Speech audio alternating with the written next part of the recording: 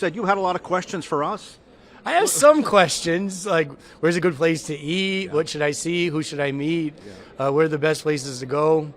Well, you'll find out. You don't have to go far. Okay. Everything was in walking distance. I asked you kind of jokingly, are you staying?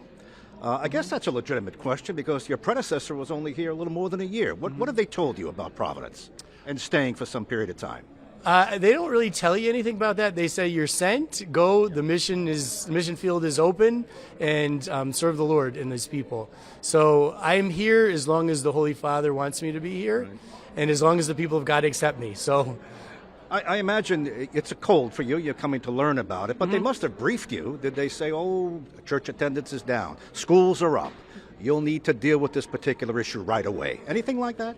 So there's been a little conversation with Monsignor Kenny and with Bishop Tobin and some other folks, and I think I have the mind and heart that are inquisitive, and I do have a lot to learn. And what I'd like to see is I think I want to start. This you can never like do what you plan. But I said, let's start with strengths and gifts and beauty and what's going really well so far. And because then you know what to build from. And then let's see where maybe there's, some growing edges, areas of weakness or need for change. Or it's going to take a while to, but I think starting from strength right now is meeting the best of the diocese here, and that's the people. Right. Anything specific, though? Have they said you got to nail this down right away? Anything like that? Not particularly, no. Okay. Not yet. It might happen later today. You spoke Spanish? I speak Spanish and Portuguese. And you made a point of saying that. And we talked a little bit about the immigration issue and illegal immigration. You've been very vocal in Baltimore. There's a quote that preceded you up here. You called the mass deportation raids an act of domestic terrorism. Pretty strong language. Could you flush that out for us? So I would say first that we respect the dignity of every person, correct? Each person is the image and likeness of God, no matter where they're from and no matter how they got here to our country. At the same time, I would say every country, every nation has the right and the duty to protect its borders, and that we should monitor immigration and have a fair and equitable immigration system. Right now, our immigration system is broken, and the reason we find ourselves in such a situation now, for many reasons, is because over decades, we have not reformed our immigration laws and policies. We just haven't done it. At moments in the last 25, 30 years, there's been we almost got there, but it hasn't happened. I would say this, that a humane enforcement of immigration laws that respects the dignity of every person is what's in order. Mass deportations, rounding up people, using fear as manipulation and as a tactic to drive people away, the politics of harassment. I don't think there's a place for that. I don't think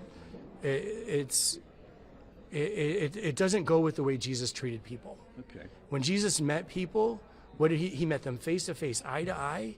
He showed his love and his care and his respect for them. Did he like everything they did? No. But he helped them take a step forward into something better. So I have been with the immigrant community for more than 30 years in ministry, and before that in the seminary. And so I have a heart for the folks here. My own family were immigrants from Poland. And I think what we can offer now as a church is our presence and support for our brothers and sisters who have made their home here, some of them for generations, and have been waiting, in a sense, for our immigration laws to be updated, to change, to be made current.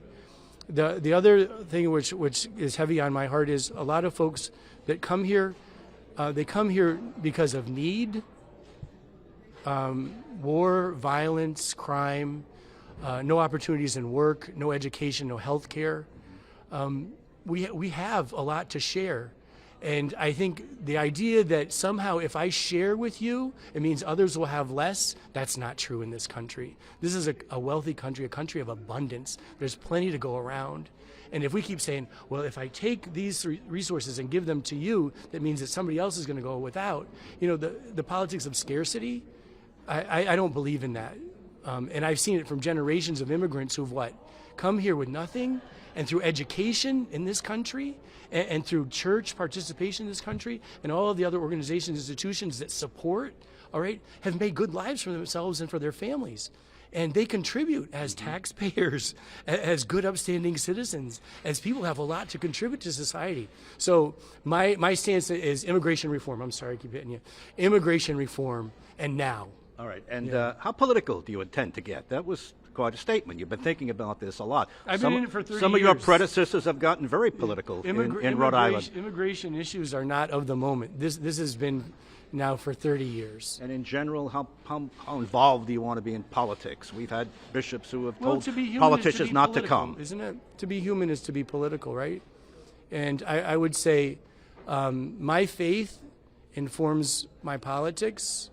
And often what will happen is I will look at the teachings of the church, I will look at the gospel, and I will use that to inform whatever it is of the day or of the moment.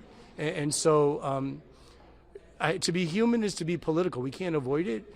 And it's actually important for us as Catholics to participate in the public square and to be there, as I said before, advocate, educate,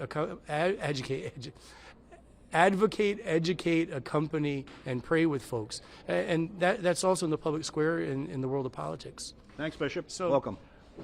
Good questions.